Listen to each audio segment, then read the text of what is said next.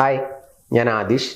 ഇന്നത്തെ വീഡിയോയിലൂടെ നമ്മൾ ഡിസ്കസ് ചെയ്യാനായിട്ട് പോകുന്നത്, നിങ്ങൾ നോ കോണ്ടാക്ട് റൂള് അപ്ലൈ ചെയ്ത ഒരു വ്യക്തിയാണെന്നുണ്ടെങ്കിൽ അത് കഴിഞ്ഞു കഴിഞ്ഞാൽ എന്ത് ചെയ്യണം എന്നുള്ളതിനെ പറ്റിയിട്ട് പല ആളുകൾക്കും സംശയമാണ്.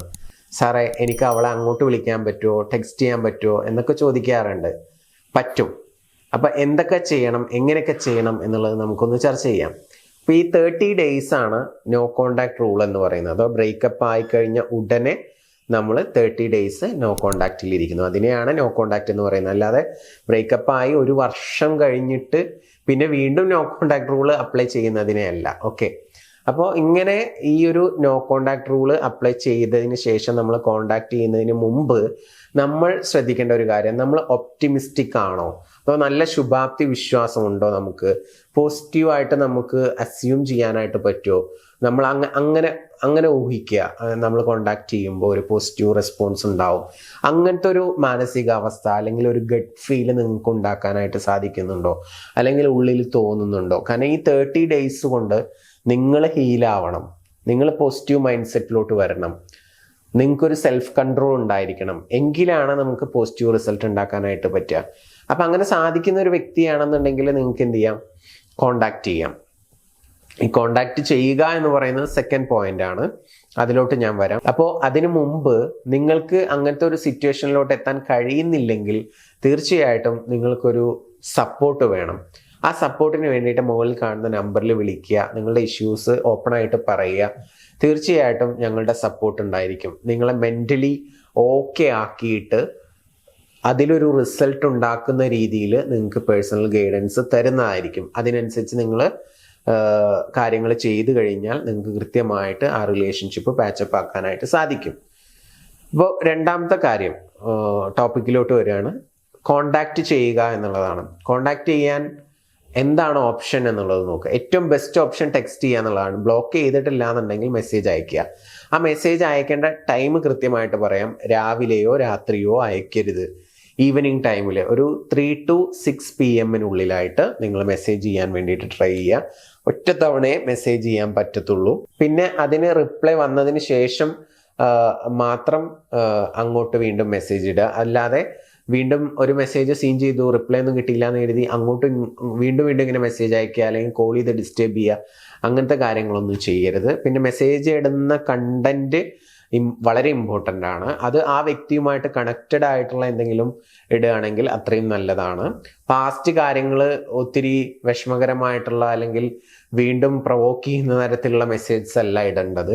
നിങ്ങൾക്ക് സിമ്പിളായിട്ട് ചെയ്യാൻ പറ്റുന്ന ഒരു കാര്യം ഞാൻ പറഞ്ഞുതരാം. ഇപ്പം നിങ്ങൾ രണ്ടുപേരും കൂടി എവിടെയെങ്കിലും പോയതോ അല്ലെങ്കിൽ ഹാപ്പി ആയിട്ട് ഒത്തിരി എൻജോയ് ചെയ്തിട്ടുള്ള സ്ഥലങ്ങളൊക്കെ ഉണ്ടായിരിക്കും, നല്ല മെമ്മറീസൊക്കെ ഉള്ളത്. അപ്പോൾ ആ സ്ഥലത്ത് ഞാൻ ഇന്നലെ പോയിട്ടുണ്ടായിരുന്നു, പോയ സമയത്ത് ഞാൻ നിന്നെ ഓർത്തു, നിന്നെ ഓർമ്മ വന്നു എന്നുള്ള രീതിയിൽ അത്രമാത്രം മതി. ഒരുപാട് എക്സ്പ്ലനേഷനോ കാര്യങ്ങളൊന്നും വേണ്ട. അപ്പോൾ അവർക്ക് ക്യൂരിയസ് ആവും, ഇവൻ ഇന്നലെ അവിടെ പോയിട്ടുണ്ടായിരുന്നല്ലോ, അല്ലെങ്കിൽ അവൾ ഇന്നലെ അവിടെ പോയിരുന്നു, അപ്പോൾ ആരെ കൂടെ ആയിരിക്കും പോയിട്ടുണ്ടാവുക, എന്തിനായിരിക്കും പോയിട്ടുണ്ടാവുക, ഇതൊന്നും നമ്മൾ എക്സ്പ്ലെയിൻ ചെയ്ത് ടെക്സ്റ്റ് ചെയ്യരുത്. ഓക്കെ, ഒരു ക്യൂരിയസ് ഉണ്ടാക്കുക. അല്ലെങ്കിൽ ജസ്റ്റ് ഇത്ര മതി, ഞാൻ ഇന്നലെ ഇന്ന സ്ഥലത്ത് പോയിട്ടുണ്ടായിരുന്നു, അത് അവർക്ക് അറിയുന്ന ഒരു സ്ഥലമാണ്, അവിടെ നിങ്ങൾ ഒന്നിച്ച് പോയിട്ടുമുണ്ട്. അപ്പോൾ അവർ തിരിച്ചിങ്ങോട്ട് ഓക്കെ എന്തിനാ പോയത് എന്തെങ്കിലുമൊക്കെ ടെക്സ്റ്റ് ചെയ്യാനുള്ള ചാൻസ് ഉണ്ട്. കാരണം നിങ്ങൾ 1 മാസമായിട്ട് നോ കോണ്ടാക്റ്റിലാണ്, അവരെ വെറുപ്പിക്കാൻ നിന്നിട്ടില്ല, അവരെ വല്ലാണ്ട് ചേസ് ചെയ്തിട്ടില്ല. നിങ്ങളെക്കുറിച്ച് അല്ലെങ്കിൽ പുതിയ കാര്യങ്ങൾ അറിയാൻ അവർക്കും ഒരു ക്യൂരിയോസിറ്റി ഉണ്ടാവും. എസ്പെഷ്യലി അതൊരു സ്ത്രീ ആണെങ്കിൽ കൂടുതലായിരിക്കും, പുരുഷനാണെന്നുണ്ടെങ്കിലും തിരിച്ച് മെസ്സേജ് അയക്കും എന്നുള്ളതാണ്. ഓക്കെ, അപ്പം അങ്ങനെ മെസ്സേജ് വരുമ്പോൾ പിന്നെ നമുക്ക് പതിയെ എന്ത് ചെയ്യാം, ചാറ്റ് ചെയ്യാം. ഓക്കെ, ഭയങ്കര ധൃതി കാണിക്കാതിരിക്കുക എന്നുള്ളത് പ്രത്യേകം ശ്രദ്ധിക്കുക. ഇനി മൂന്നാമത്തെ കാര്യം ചർച്ച ചെയ്യുന്നതിന് തൊട്ട് മുൻപായിട്ട്, നിങ്ങളുടെ റിലേഷൻഷിപ്പിൽ കോംപ്ലിക്കേറ്റഡ് ആയിട്ടുള്ള എന്തെങ്കിലും സിറ്റുവേഷൻസിലൂടെ നിങ്ങൾ കടന്നു പോവുകയാണെന്നുണ്ടെങ്കിൽ, ഇൻസ്റ്റൻ്റ് ആയിട്ടുള്ള ഒരു സപ്പോർട്ട് വേണമെന്നുണ്ടെങ്കിൽ നിങ്ങൾക്ക് മുകളിൽ കാണുന്ന നമ്പറിൽ വിളിക്കാവുന്നതാണ്. നിങ്ങളുടെ ഇഷ്യൂസ് ഷെയർ ചെയ്യാം, തീർച്ചയായിട്ടും ഞങ്ങളുടെ സപ്പോർട്ട് ഉണ്ടായിരിക്കും. മൂന്നാമത്തെ പോയിന്റ്, ഒരു സെൽഫ് കൺട്രോൾ നമുക്ക് ഉണ്ട് എന്നുള്ളത് നമ്മൾ എസ്റ്റാബ്ലിഷ് ചെയ്യുക എന്നുള്ളതാണ്. അതിങ്ങനെ പഴയ കാര്യങ്ങളൊക്കെ ചോദിക്കാതിരിക്കുക, അല്ലെങ്കിൽ ഈ റിലേഷൻഷിപ്പ് സ്റ്റാറ്റസ് ഇപ്പം എന്താണ്, വേറെ ആരോടെങ്കിലും ഇഷ്ടമുണ്ടോ, അല്ലെങ്കിൽ മൂവ് ഓൺ ആയോ നീ, അങ്ങനത്തെ കാര്യങ്ങളൊന്നും ചോദിക്കാതിരിക്കുക. പിന്നെ അതൊരു സെൽഫ് കൺട്രോളിൻ്റെ ഭാഗമാണ്, അത് എസ്റ്റാബ്ലിഷ് ചെയ്യണം. പിന്നെ നമുക്കൊരു ടെക്സ്റ്റ് മെസ്സേജ് ഇങ്ങോട്ട് വരികയാണെന്ന് വിചാരിച്ചോ, അതിന് നമ്മൾ പെട്ടെന്ന് പോയി റിപ്ലൈ കൊടുക്കരുത്. ഒരു 1 hour അല്ലെങ്കിൽ ഒരു 2 മണിക്കൂറൊക്കെ കഴിഞ്ഞിട്ട് റിപ്ലൈ കൊടുക്കുക. അവരൊന്ന് വെയിറ്റ് ചെയ്യട്ടെ, ഇടയ്ക്ക് ഫോൺ എടുത്ത് നോക്കട്ടെ എന്തെങ്കിലും റിപ്ലൈ വന്നിട്ടുണ്ടോ എന്നുള്ളത്. അങ്ങനെ ഒന്ന് വെയിറ്റ് ചെയ്യിപ്പിച്ച് അവരിങ്ങോട്ട് ചേസ് ചെയ്യിപ്പിക്കുന്ന ഒരു ഗെയിം നമ്മൾ കളിക്കണം. അങ്ങനെ ചെയ്യുകയാണെന്നുണ്ടെങ്കിൽ നിങ്ങൾക്ക് ഒരു സെൽഫ് കൺട്രോൾ വന്നിട്ടുണ്ട്, നിങ്ങൾ കുറച്ച് ചേഞ്ച് ആയിട്ടുണ്ട് എന്നുള്ളത് ഓപ്പോസിറ്റ് നിൽക്കുന്നത് പുരുഷനാണെങ്കിലും സ്ത്രീ ആണെങ്കിലും ഒക്കെ അവർക്ക് ബോധ്യപ്പെടും എന്നുള്ളതാണ്. അപ്പം ഇതാണ് മൂന്നാമത് ചെയ്യേണ്ട കാര്യം. ഇനി 4ാമത്തെ കാര്യം എന്ന് പറഞ്ഞാൽ നിങ്ങളൊരു മീറ്റിംഗ് സെറ്റപ്പ് ചെയ്യുക എന്നുള്ളതാണ്. അതിന് വേണ്ടിയിട്ട് നിങ്ങൾക്ക് യൂസ് ചെയ്യാൻ പറ്റുന്ന ഒരു കാര്യം, ഇപ്പോൾ നിങ്ങളുടെ സുഹൃത്തുക്കളുടെയൊക്കെ കൂടെ ഒന്നിച്ച് അവരെയും കൂട്ടിയിട്ട് പോയിട്ടുണ്ടായിരുന്നു എന്ന് വിചാരിക്കുക. ഒരു ട്രിപ്പ് പോവുകയോ അല്ലെങ്കിൽ സിനിമക്ക് പോവുകയോ അങ്ങനെ എന്തെങ്കിലുമൊക്കെ, അല്ലെങ്കിൽ ഫുഡ് കഴിക്കാൻ വേണ്ടിയിട്ട് ഒന്നിച്ച് വന്നിരുന്ന് ഫുഡ് കഴിക്കുക, അങ്ങനത്തെ സിറ്റുവേഷൻസ് ഒക്കെ ഉണ്ടായിട്ടുണ്ടെങ്കിൽ നിങ്ങൾക്ക് പറയാം, എടാ ഞാൻ അർജുൻ്റെ കൂടെ നാളെ സിനിമക്ക് പോകുന്നുണ്ട്, നീ വരുന്നോ എന്നുള്ള രീതിയിൽ ചോദിക്കാം. അല്ലാന്നുണ്ടെങ്കിൽ ഞാൻ അരുണിൻ്റെ കൂടെ നാളെ ഒരു ഔട്ടിങ്ങിന് പോകുന്നുണ്ട്, ഇന്ന സ്ഥലത്തേക്കാണ് പോകുന്നത്, നീ ഫ്രീ ആണെങ്കിൽ നീയും പോര് എന്നുള്ള രീതിയിലൊക്കെ ഇൻവൈറ്റ് ചെയ്യാം.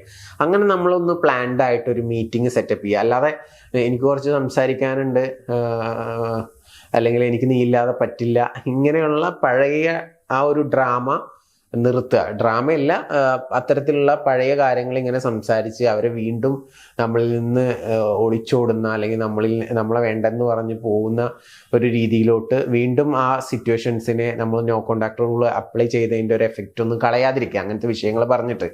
അപ്പം ഇങ്ങനെ നൈസായിട്ട് ഒരു മീറ്റിംഗ് സെറ്റപ്പ് ചെയ്തിട്ട് ആ അടുത്ത പോയിന്റ് എന്ന് പറഞ്ഞാൽ ആ മീറ്റിംഗ് ആണ്. ആ മീറ്റിംഗ് എന്ന് പറയുന്നത് എങ്ങനെയായിരിക്കണം എന്നുള്ളത്. ആ മീറ്റിംഗ് വളരെ ഫ്രണ്ട്ലി ആയിരിക്കണം. നിങ്ങൾ റിലേഷൻഷിപ്പുമായി ബന്ധപ്പെട്ടുള്ള കാര്യങ്ങളൊന്നും സംസാരിക്കണം എന്നില്ല, വേറെ കാഷ്വൽ ആയിട്ടുള്ള കാര്യങ്ങളൊക്കെ സംസാരിക്കുക. ആ മീറ്റിംഗ് അങ്ങനെ ഭയങ്കര ഹാപ്പി ആയിട്ട് അവരെ സേഫ് ആക്കിയിട്ട് ആ മീറ്റിംഗ് തീരുന്നു. അല്ലെങ്കിൽ അവരെ ഇപ്പം എങ്ങോട്ടെങ്കിലും പോയിട്ടാണെങ്കിൽ തിരിച്ച് സേഫായിട്ട് കൊണ്ടുപോയി ആക്കുന്നു. അത് കഴിഞ്ഞാൽ പിന്നെ നമുക്ക് ചെയ്യാൻ പറ്റുന്ന ഒരു കാര്യം എന്ന് പറഞ്ഞു കഴിഞ്ഞാൽ പോസിറ്റീവ് വിഷ്വലൈസേഷനും കാര്യങ്ങളൊക്കെ നിങ്ങൾക്ക് ചെയ്യാം. ഒരു അടുത്ത ഒരു മീറ്റിംഗ് അതെങ്ങനെയായിരിക്കണം എന്നുള്ളതൊക്കെ ഒന്ന് മനസ്സിൽ ഇമാജിൻ ചെയ്ത് വിഷ്വൽ ചെയ്തിട്ടൊക്കെ നിങ്ങൾക്ക് പോവാം. ഒരു സെക്കൻഡ് മീറ്റിംഗ് പ്ലാൻ ചെയ്യുക എന്നുള്ളതാണ്. അതിന് വിളിക്കുന്ന സമയത്ത് നിങ്ങൾ ഇരിക്കുമ്പോൾ തന്നെ അല്ലെങ്കിൽ കാണുമ്പോൾ തന്നെ കാരണം ഒരു മീറ്റിംഗ് കഴിഞ്ഞല്ലോ, അപ്പോൾ ഒന്ന് സ്മൈൽ ചെയ്യാം. ആദ്യത്തെ മീറ്റിങ്ങിൽ സ്മൈൽ ചെയ്യേണ്ടെന്നല്ല കേട്ടോ, സ്മൈൽ ചെയ്യാം, നോ പ്രോബ്ലം. സ്മൈൽ ചെയ്യുക. അതുപോലെ തന്നെ അവർ പറയുന്ന എന്തെങ്കിലും സംസാരിച്ചുകൊണ്ടിരിക്കുമ്പോൾ നന്നായിട്ട് ലിസൺ ചെയ്യുക. ഐ കോണ്ടാക്ട് കറക്റ്റായിട്ട് മെയിൻറ്റെയിൻ ചെയ്യുക. ഇങ്ങനെയുള്ള കാര്യങ്ങളൊക്കെ ശ്രദ്ധിക്കുക. പിന്നെ എന്തെങ്കിലും ടച്ച് ചെയ്യാനുള്ള ഒരു അവസരം കിട്ടുകയാണെന്നുണ്ടെങ്കിൽ ചെറിയ രീതിയിലൊക്കെ ടച്ച് നല്ലതാണ്. മീൻസ് നോൺ സെക്ച്വൽ ആയിട്ടുള്ള ടച്ചസ് ഉണ്ടല്ലോ, അപ്പോൾ ജസ്റ്റ് കയ്യിൽ തട്ടുക അല്ലെങ്കിൽ കയ്യിൽ പിടിക്കുക അല്ലെങ്കിൽ തോളിൽ കൈയിടുക, ഇങ്ങനെയുള്ള ഒരു ഫ്രണ്ട്ഷിപ്പ് സർക്കിളിൽ നടക്കുന്ന രീതിയിലുള്ള ഒരു ടച്ച് നല്ലതാണ്. പിന്നെ ഇപ്പോൾ കാണുന്ന സമയത്താണെങ്കിലും ഒരു ഷേക്ക് ഹാൻഡ് അല്ലെങ്കിൽ ഒരു ഹഗ് ചെയ്തിരുന്ന ആളുകളാണെന്നുണ്ടെങ്കിൽ ഹഗ് ചെയ്യുന്നത് നല്ലതാണ്. അതുപോലെ പിരിഞ്ഞു പോകുമ്പോഴും ഷേക്ക് ഹാൻഡ് ഓർ ഹഗ് ചെയ്യുന്നത് നല്ലതാണ്. അത് ഒരു ടൈറ്റ് ഹഗ് ഒക്കെ ആണെങ്കിൽ ഒന്നുകൂടി ബെറ്റർ ആയിരിക്കും. അങ്ങനെ ചെയ്യുന്ന ആളുകളാണെന്നുണ്ടെങ്കിൽ അങ്ങനെ ചെയ്യുക. അപ്പോൾ അതൊക്കെ വീണ്ടും ആ ഒരു പഴയ ഒരു കണക്ഷനിലോട്ട് കുറച്ചുകൂടി ഹെൽപ്ഫുൾ ആയിട്ട് വരും, അങ്ങനെ കണക്ഷൻ വരാൻ വേണ്ടിയിട്ട്. അപ്പോൾ ഇത്രയും കാര്യങ്ങളൊക്കെ ചെയ്യുക. പിന്നെ പതിയെ ചാറ്റിങ് കാര്യങ്ങളൊക്കെ ഇങ്ങനെ സ്റ്റാർട്ട് ചെയ്ത് പതിയെ നമ്മൾ അങ്ങോട്ട് ചെല്ലുക. അവരിങ്ങോട്ട് ഇങ്ങനെ കൂടുതലായിട്ട് ചേസ് ചെയ്യട്ടെ. അവരിങ്ങോട്ട് വേഗത്തിൽ വരുമ്പോൾ നമ്മൾ അങ്ങോട്ട് പതിയെ ചെല്ലുക. എന്നിട്ട് പഴയ രീതിയിലോട്ട് സെറ്റ് ആവുക ആ ഒരു റിലേഷൻഷിപ്പ്. ഇപ്പം ഇത് പറയാനൊക്കെ എളുപ്പമാണ്, പക്ഷെ ഭയങ്കര കോംപ്ലിക്കേറ്റഡ് ആയിട്ടുള്ള സിറ്റുവേഷൻസിൽ ഇത് വർക്കാവുക എന്ന് പറഞ്ഞു കഴിഞ്ഞാൽ നിങ്ങൾ അത്രയും സ്ട്രോങ് ആയിരിക്കണം, നിങ്ങളുടെ തോട്ട് പ്രോസസ്സ് കറക്റ്റ് ആയിരിക്കണം. അപ്പം അങ്ങനെ എന്തെങ്കിലും രീതിയിലുള്ള ഹെൽപ്പുകൾ വേണമെന്നുണ്ടെങ്കിൽ നിങ്ങൾ കുറച്ച് സ്ട്രോങ് ആണെങ്കിൽ ഇതൊക്കെ കൃത്യമായിട്ട് വർക്കാവും. നിങ്ങൾക്കൊരു ഹെൽപ്പിൻ്റെ ഒന്നും ആവശ്യമില്ല, നമ്മുടെ സപ്പോർട്ടിൻ്റെ ഒന്നും ആവശ്യമില്ല. പക്ഷെ നിങ്ങൾ മെൻ്റലി ഭയങ്കര ഡൗൺ ആണെന്നുണ്ടെങ്കിൽ നിങ്ങളെ ആ ഒരു മെൻ്റലി ഓക്കെ ആക്കി നിങ്ങളുടെ തോട്ട് പ്രോസസ്സ് കറക്റ്റ് ചെയ്ത് കൊണ്ടുവന്ന് ആ വ്യക്തിയെ തിരിച്ചു കൊണ്ടുവരിക എന്ന് പറഞ്ഞാൽ അതിൻ്റേതായിട്ടുള്ള കുറച്ച് പ്രോസസ്സുകളുണ്ട്. അങ്ങനെ എന്തെങ്കിലും രീതിയിലുള്ള ഹെൽപ്പുകളോ കാര്യങ്ങളോ ഒക്കെ വേണമെന്നുണ്ടെങ്കിൽ നിങ്ങൾക്ക് തീർച്ചയായിട്ടും ഞങ്ങളെ സമീപിക്കാവുന്നതാണ്. പേഴ്സണൽ ഗൈഡൻസ് ഉണ്ട്.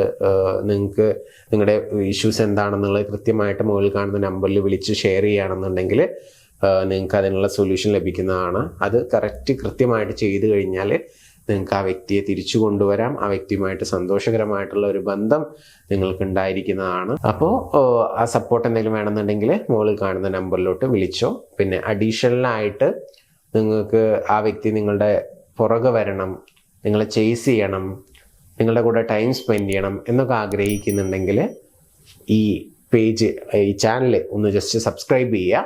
എന്നിട്ട് നിങ്ങൾ മുകളിൽ കാണുന്ന വാട്സപ്പ് നമ്പറിലോട്ട് ജസ്റ്റ് ഒരു മെസ്സേജ് ഇടുക, ചേസിങ് അഫർമേഷൻ.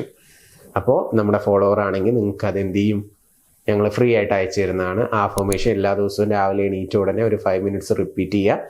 തുടർച്ചയായിട്ട് 21 ദിവസം ചെയ്യുക. അപ്പോൾ നിങ്ങൾക്ക് റിസൾട്ട് കിട്ടുന്നതാണ്. ആ വ്യക്തി നിങ്ങളെ ചേസ് ചെയ്യും, നിങ്ങളുടെ കൂടെ ടൈം സ്പെൻഡ് ചെയ്യുകയൊക്കെ ചെയ്യും. പഴയ രൂപത്തിലോട്ട് ആ ഒരു റിലേഷൻഷിപ്പ് വരും. അപ്പോൾ മെസ്സേജ് ഇട്ടാൽ മതി. അഫർമേഷൻ വേണ്ട ആളുകൾ. പുതിയ വീഡിയോസുമായിട്ട് നമുക്ക് വീണ്ടും കാണാം. താങ്ക്